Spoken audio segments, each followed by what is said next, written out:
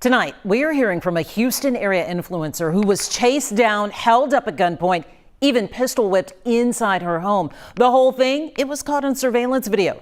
Caitlin Siragusa, better known by her millions of followers online as Amaranth, is sharing the terrifying experience after one of the people allegedly involved was arrested and appeared before a judge. Matt Doherty spoke with her at her home. He joins us live. Matt?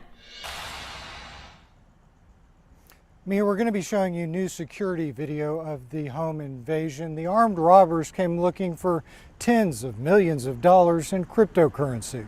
They left with a bullet wound.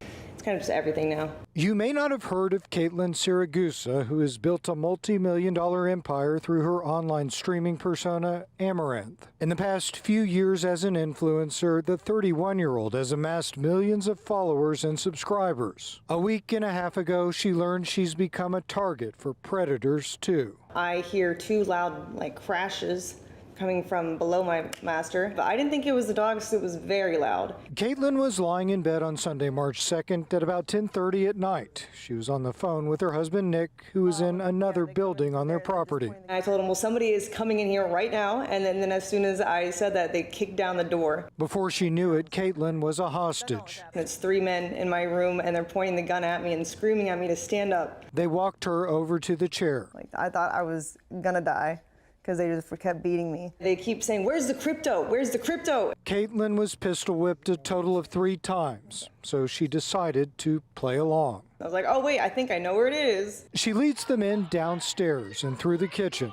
For me, it was like there's only one thing to do. The entire time this is happening, Nick is on the other end of the phone, still in the other building, listening to what's happening, tracking the robbers on the security cameras. He puts on his Kevlar vest, loads his gun, and calls 911.